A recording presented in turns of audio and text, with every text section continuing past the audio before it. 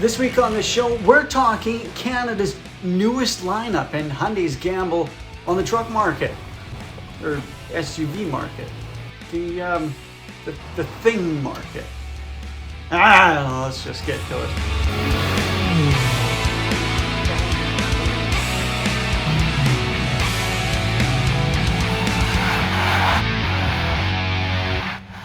A Hyundai dealer in Cranbrook, British Columbia, released this ad in the local paper, boasting that Hyundai has Canada's newest lineup. And, well, indeed, it seems nearly every model has gone through the design studio with at least a fresh front end. According to images on the ad, the latest craze for Hyundai is headlights recessed into the grille, something we really haven't seen since the muscle car era. Now, to me, it still looks a bit too futuristic to make it to production, but I have said that before and ended up loving the design in person, so we'll have to see if that opinion holds true when they start arriving to dealers, since auto shows are still a no-go in Canada due to that pesky COVID. Now, one model in particular is creating quite the buzz: Hyundai's all-new 2022 Santa Cruz. Now, at first, I thought this was a response to the revival of the small to mid-sized truck from GM a few years back with the Canyon and the Colorado, more recently with Ford with the Ranger, and the two that never really went away, Toyota's Tacoma and Nissan's Frontier. But Hyundai sent out a release to us auto journalists with a claim that had me scratching my head. They said their new Santa Cruz is creating a new segment: the Sport Adventure Vehicle. The Sport Adventure Vehicle.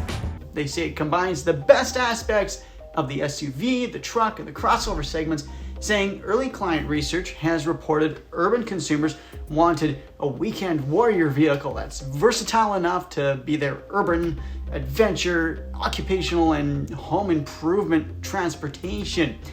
We've seen this in the truck market in the last decade, with mid-size and full-size trucks becoming less utilitarian and more luxurious while retaining their work-hard bones.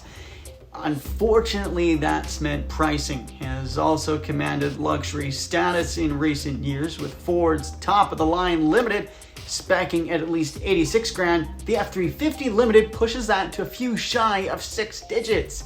Pricing has yet to be released for the Santa Cruz, though I suspect it'll command at least $35,000 Canadian. Now, looking at the Santa Cruz, my first thought is it's the love child of Tesla's Cybertruck and a Subaru Baja or Holden Commodore Ute, perhaps even a Chevy Avalanche. Remember those? Now, there certainly wouldn't be any mistaking it for a Hyundai when it's lit up at night with their unique headlights. To me, it appears nearly as useless as the first-gen Honda Ridgeline. To say they've created a new segment is quite the stretch, as there are multiple examples of this style before, just as I've rattled off. The rear end seems to take the trend of stamping the model name into the tailgate, as Ford and GM have done. They also seem to take a page from GM with their tailgate handle and the rear bumper's integrated steps. The bed also seems small, but keep in mind this isn't meant to compete with a purebred truck. This one, it's a mutt. Now, looking inside, it seems like a typical Hyundai with a few more gadgets and gizmos. The center console sports a locker and hill descent control, nodding to the supposed off-road capability. The Santa Cruz features loads of clever storage options, as well as a digital dash and rather large widescreen entertainment center. Dual zone climate with heated seats and steering wheel round out the creature comforts. The cues inside with the wrapping trim evoke the style of the 50s and 60s for me, as does the silver design feature of the steering wheel. Android phone users have the option of an app to control some basic vehicle operations remotely, like locking and unlocking the doors, as well as starting the vehicle. Overall, the interior is quite plush for something they encourage you to take off-road. Diving into the numbers, the Santa Cruz will offer 2 powertrain choices. The base 2.5-liter direct injection four-banger with about 190 horse and 180 pound-feet of torque made it to an 8-speed hydraulic automatic. The upgrade to this is the 2.5-liter turbocharged variant, bumping the numbers to 275 ponies and 310 pound-feet of torque. That one is teamed up with another 8-speed. This one's a dual clutch with paddle shifters for more of a fun factor. The base power unit is rated at 3,500 pounds of towing, while the upgraded engine boasts a 5,000 pound capacity. Both offer Hyundai's H-Track all-wheel drive system. Santa Cruz is a smaller unit, therefore it has a rather small turning radius of just 20 feet curb to curb. It's also bursting with what I call idiot assists, from lane keep to smart cruise to driver attentiveness alerts, pretty much an in-car nanny.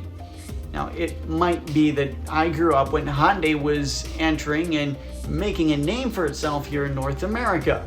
I always thought of the brand as an affordable mode of transportation, nothing more. It seems though, as I have grown up, Hyundai has too, and is trying to make a statement as well as a tsunami in the SUV and truck crazy market. Though it's a neat vehicle that certainly has unique design features, I don't think I'd bother spending the extra marketing money to try and attempt to create a new subcategory for it. There are plenty of examples of this type of vehicle, from the Avalanche to the Ridgeline. In fact, the more I think about it, the more this reminds me of Honda's go with the first generation Ridgeline, first offered in dealers in early 2005 as a 2006 model year.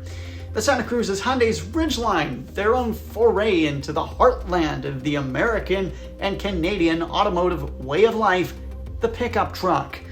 I must say, for how critical I am of it in this video, I'm rather excited to visit my local Hyundai dealer to check this thing out in person and maybe take it for a spin, as for now I can only judge what I can see, and what I see is what Hyundai releases online. As for the newspaper ad boasting that Hyundai has Canada's newest lineup, well, the cars look quite smart. I'll give them that. For the Santa Cruz, like I said, and until I drive it, I don't feel it would be fair of me to offer up my complete thoughts on it, as a drive could completely change my views. For now, though, from what I've seen online, I'm not entirely fond of it. It seems Hyundai's been copying Honda's notes from the early 2000s, and I've handed in a project that it's different from Honda's, just with a few modern touches. It's a great road trip unit for city folks looking for something to run errands with and go on a family getaway to their favorite holiday spot, but as for a utility vehicle, perhaps a hockey family would appreciate sticking the post-game gear in the back bed. But like I said, this is an opinion that could change with a driving review, as it has in the past.